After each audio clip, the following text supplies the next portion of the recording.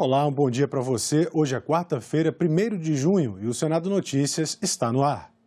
Hoje a programação nas comissões do Senado está intensa, com atividades de manhã e à tarde também. Vamos conferir então aqui no nosso telão.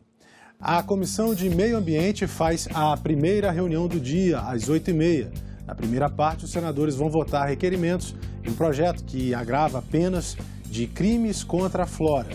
Na segunda parte, especialistas debatem a Política Nacional de Educação Ambiental como política pública do Estado brasileiro. Para as 9 horas, está marcada a reunião da Comissão de Direitos Humanos, com um único item na pauta: requerimento para uma diligência em Sergipe acompanhar as medidas adotadas após a morte de Genivaldo de Jesus Santos, sufocado com fumaça de gás lacrimogêneo dentro de uma viatura da Polícia Rodoviária Federal. Às 9h30, o Grupo Parlamentar Brasil-Índia faz sua primeira reunião para instalação e eleição da Comissão Executiva. E a Comissão de Constituição e Justiça começa às 10 horas, uma reunião dividida em duas partes. Na primeira, os senadores vão votar indicado ao cargo de Corregedor Nacional de Justiça. Na segunda parte, votam propostas, incluindo a PEC que cria o Fundo de Promoção da Igualdade Racial. Às 11 horas, a Comissão de Ciência e Tecnologia vota, entre outros, o projeto que facilita o atendimento online em órgãos de defesa do consumidor. E para 1h da tarde está prevista a reunião da CPI da Chapecoense, que vai ouvir depoimentos de procuradores do município de Chapecó. O plenário também vai ter atividades de manhã e de tarde. Vamos então voltar ao nosso telão para conferir a agenda do plenário. Para as 9 horas está marcada uma sessão temática que vai debater a violência no trânsito e as possíveis soluções para um trânsito seguro. E às 2 da tarde deve começar a sessão plenária que vai votar autoridades. E a Comissão Mista de Orçamento marcou para as 2 horas de hoje uma reunião para definir a pauta de votações e escolhas de relatores setoriais da Lei Orçamentária Anual de 2023. Os parlamentares da comissão pretendem priorizar a Lei de Diretrizes Orçamentárias, que vai ter o senador Marcos Duval como relator. O plenário do Senado aprovou nesta terça-feira a medida provisória que pretende modernizar os registros públicos dos cartórios. A proposta unifica os registros dos cartórios, cria o Sistema Eletrônico de Registros Públicos, o SERP, que deve ser implantado até 31 de janeiro do ano que vem. As certidões passam a ser eletrônicas e poderão ser impressas e autenticadas pelos próprios cidadãos. Os tabeliães de notas devem fazer os extratos de escrituras públicas, instrumentos particulares e títulos judiciais. O objetivo, segundo o governo, é permitir a consulta e o registro eletrônico de atos e negócios jurídicos. A medida provisória perderia a validade nesta quarta-feira, dia 1º de junho. Vai, sem dúvida nenhuma, melhorar, vai dar agilidade, vai dar mais condição de todos os profissionais desse importante serviço poderem contribuir com o seu serviço no país. A finalidade dessa medida provisória que nós vamos votar hoje é desburocratizar, simplificar, organizar no país inteiro todos os cartórios que passarão a ter registros eletrônicos e esperamos, sinceramente, com isso, que essas custas cartoriais venham também baixar. Os senadores também aprovaram a proposta que atualiza o Fundo Geral do Turismo, o FUNGETUR. O texto aumenta a oferta de recursos para o setor, com repasses de parte da arrecadação da Loteria Federal e de outras loterias. Sumariamente, o PL 2.380 de 2021 em tela gira ao redor de 3 eixos. O primeiro é o provimento de recursos e a viabilização de garantias aos tomadores finais da cadeia de turismo. O segundo, a estruturação de projetos voltados aos destinos turísticos com um leque mais diversificado de potenciais beneficiários. E o terceiro envolve ações de promoção turística que o país tanto precisa, que incluem publicidade, propaganda e eventos voltados ao setor do turismo. Durante a sessão, Eduardo Veloso assumiu o mandato de senador da República no lugar de Márcio Bittar, que pediu licença de saúde e por interesse particular até o fim de setembro. Eduardo Veloso é médico oftalmologista. Durante o discurso de posse, ele destacou algumas de suas prioridades como representante do Acre. Fico muito comovido em ver muitos acrianos fazendo tratamento oncológico em outros estados, tendo que se deslocar por vários fatores, seja ele por falta de médico ou por falta de infraestrutura. Precisamos, senhores senadores, trabalhar nisso, principalmente para o norte do nosso Brasil. Muitos cidadãos morrem antes mesmo de conseguirem se deslocar para o seu tratamento. Quero plantar uma semente e discutir no Senado maneiras de poder reduzir as desigualdades da renda brasileira. Notadamente, o hiato entre os valores pagos como o teto e o salário mínimo, hoje, está por volta de 30 vezes mais aqui no nosso serviço público. O esporte, senhor presidente, é emancipatório, porque ensina aos jovens o valor da disciplina. Além disso, melhora a saúde e a qualidade de vida da nossa população. Este, então, é um tema que requer políticas públicas criativas e eficazes. Os senadores ainda aprovaram 2 alterações na Lei de Diretrizes e Bases da Educação. Uma institui a semana dedicada à saúde mental nas escolas de educação básica. A outra possibilita o uso da pedagogia da alternância nas escolas do campo. Além desses projetos, os parlamentares também aprovaram nomes de embaixadores do Brasil na Etiópia, em Antígua e Barbuda e no Iêmen. Por falta de acordo, a votação da reforma tributária na Comissão de Constituição e Justiça foi adiada mais uma vez. O relator da proposta ameaça deixar a relatoria e a comissão. Parada há mais de 2 meses na Comissão de Constituição e Justiça, a reforma tributária voltou à pauta nesta terça-feira. A reunião estava marcada para as 9h30 da manhã, mas acabou cancelada. A sessão foi marcada para 9h30. Nós temos 14 senadores presentes, com a retirada do senador Cajuru, 13, não temos quórum, está cancelada a reunião. Mais uma vez, faltou acordo para votar a proposta que tramita no Senado há mais de 3 anos. O relator, senador Roberto Rocha, já analisou mais de 250 emendas, acatou cerca de 70, apresentou 5 versões do texto, mas o consenso ainda está longe. O atual sistema tributário, eu não digo que seja um manicômio, mas ele é ineficiente e reduz a nossa capacidade de competir.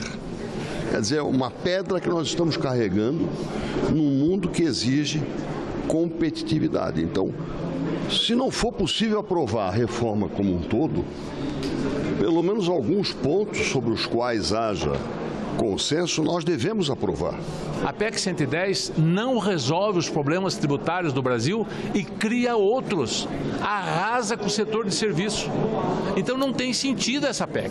E numa época em que tudo vai parar daqui a pouco por causa das eleições. Nós somos a favor de uma reforma tributária, somos. Mas da forma como ela está exposta aí, nós não vamos. Ela remete a muitas leis complementares. Até hoje, a Constituinte, que foi feita em 88, que também tem artigos que remetiam a leis complementares, até hoje não foram votadas essas leis complementares. Então, no Brasil, quando você remete uma PEC, uma emenda constitucional a leis complementares futuramente, você não tem a garantia que o ano que vem, com uma nova casa, com novos membros, você vai votar alguma coisa. Então, qualquer acordo que você fizer hoje, ele não vale para o ano que vem. Falta consenso dentro e fora do Congresso. Os governadores apoiam a proposta, mas prefeitos, secretários de finanças das capitais e secretários municipais de fazenda são contra. Assim que o texto entrou na pauta, eles divulgaram nota criticando a reforma. A nota diz que a proposta torna a tributação mais complexa ao colocar as empresas prestadoras de serviços no modelo do ICMS, mais complicado e com custos mais altos, e calculam perdas de 354 bilhões em 15 anos, se o texto for aprovado.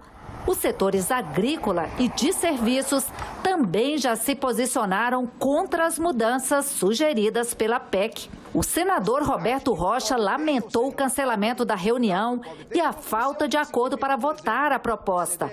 Indignado, ele disse que está pensando até em deixar a relatoria da reforma e também a Comissão de Constituição e Justiça. Eu confesso que estou verdadeiramente indignado. Se há um dia nesses 8 anos de mandato que eu estou decepcionado com o meu parlamento, é hoje. Porque o presidente Rodrigo Pacheco tem demonstrado interesse de votar, mas percebe-se que há uma luta em vão, porque há movimentos de lobby poderosíssimos, não é de pobre. Eu quero que vocês me digam aqui agora qual é o pobre que sai prejudicado com essa matéria.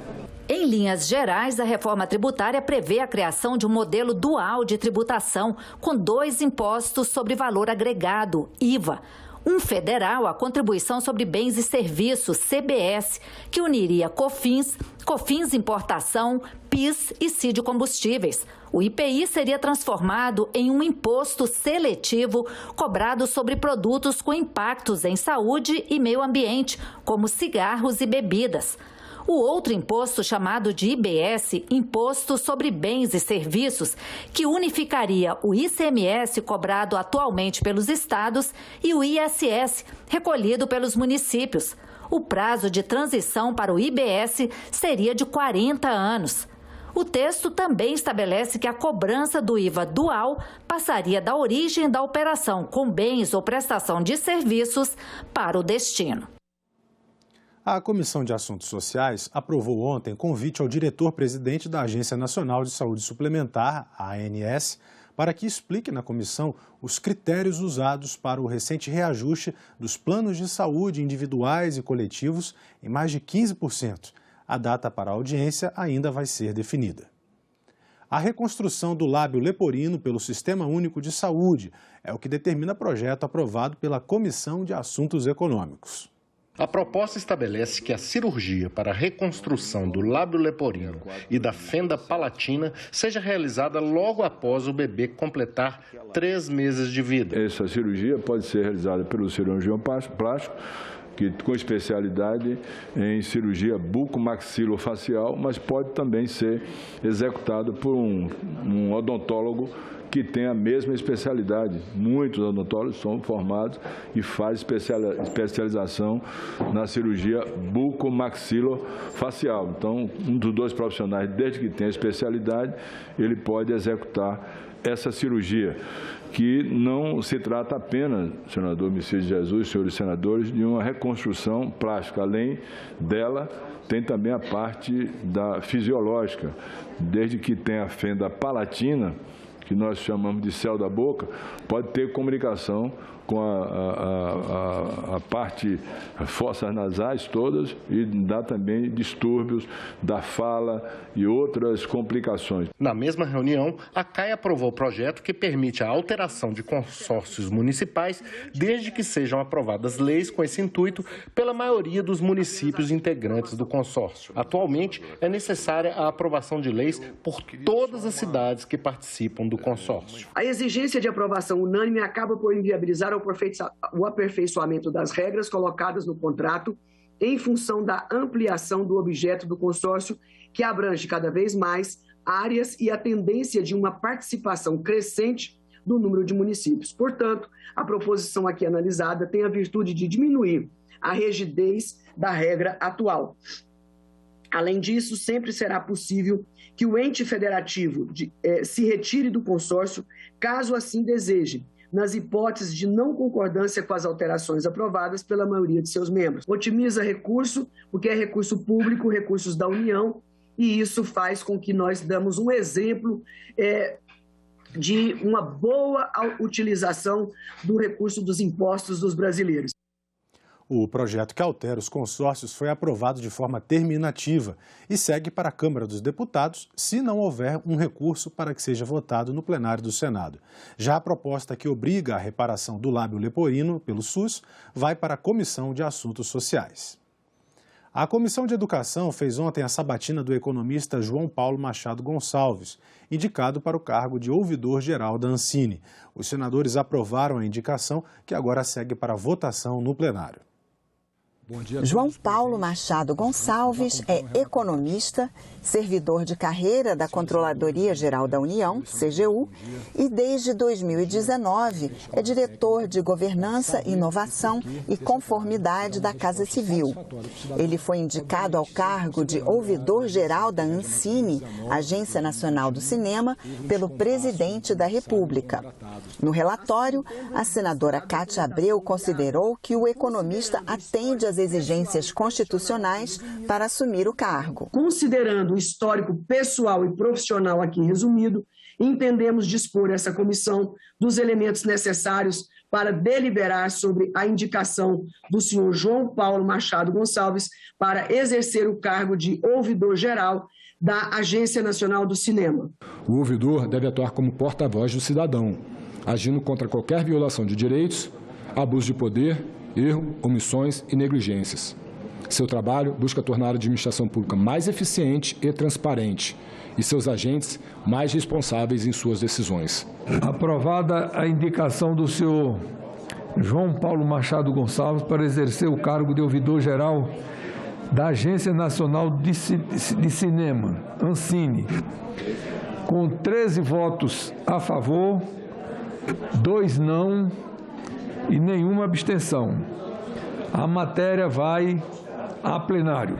Os senadores aproveitaram a reunião para homenagear o ator Milton Gonçalves, falecido nesta segunda-feira. Que fique na nossa lembrança nesse dia, né, do cinema nacional, a perda irreparável de um grande monstro, um grande ator do cinema nacional, o nosso querido Milton Gonçalves.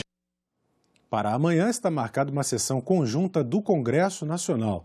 Senadores e deputados devem analisar os vetos do presidente Jair Bolsonaro às leis Paulo Gustavo e Aldir Blanc, de apoio à cultura. Na pauta estão 18 vetos presidenciais a projetos aprovados por senadores e deputados, a maioria já trancando a pauta. Entre eles está o veto a quase 40 dispositivos da lei que criou o marco legal das ferrovias. O governo vetou, por exemplo, a preferência para as atuais concessionárias conseguirem autorizações para atuar em sua área de influência. Está na pauta também o veto parcial ao projeto de desestatização da Eletrobras. O texto foi aprovado em maio do ano passado. Entre outros artigos, o presidente Bolsonaro vetou a possibilidade de empregados demitidos após a privatização comprarem ações da empresa com desconto e também a permissão para que esses funcionários demitidos sejam realocados em outras empresas públicas até um ano após a privatização. Senadores e deputados deverão analisar ainda o veto integral ao projeto que definia o município de origem do produto como base de cobrança do IPI. E ainda os vetos à nova Lei de Segurança Nacional. Foi vetada, por exemplo, a possibilidade de criminalizar a disseminação de fake news. O projeto previa pena de até 5 anos de prisão por comunicação enganosa em massa. Mas o governo alegou que a medida feria a liberdade de expressão. Os vetos mais polêmicos são os que barraram recursos para o setor cultural. A Lei Paulo Gustavo, aprovada em março deste ano, previu o repasse de 3,8 bilhões de reais do Fundo Nacional de Cultura para o enfrentamento dos efeitos da pandemia sobre o setor, um dos mais afetados durante esse período. Mas o texto foi totalmente vetado pelo presidente Bolsonaro. O presidente vetou integralmente também a Lei Aldir Blanc II, que repassaria anualmente cerca de 3 bilhões de reais a estados e municípios para financiar projetos culturais. Pelo texto aprovado no final de março, esse repasse seria feito durante 5 anos. Produtores culturais e entidades ligadas ao setor se mobilizam para pedir a derrubada dos vetos. Um dinheiro que é da cultura, onde os profissionais passaram por momentos muito difíceis com a pandemia, né, com a reclusão total, sem trabalho, né, foi o primeiro setor a parar, o último a voltar, isso já foi muito falado, e é um recurso fundamental para essa retomada. A Lei Aldir Blanc, quando ela chegou, ela levou arroz com feijão para a mesa desses trabalhadores e dessas trabalhadoras. E nesse momento, nós temos a Lei Aldir Blanc II e a Lei Paulo Gustavo é sinônimo de retomada de um dos mais importantes setores da nossa economia. Lembramos que o setor artístico e cultural é responsável pelo PIB criativo, que representa 0,3% do PIB nacional. Retomar esse setor, reerguer esse setor é fundamental, não apenas para o bem-estar social, para a inclusão social, como para a retomada da nossa economia. O que nós esperamos é que o Congresso Nacional se sensibilize e derrube o veto dessas duas importantíssimas leis. Para ser derrubado um veto, precisa dos votos da maioria absoluta das duas casas, ou seja, pelo menos 257 votos de deputados e 41 votos de senadores.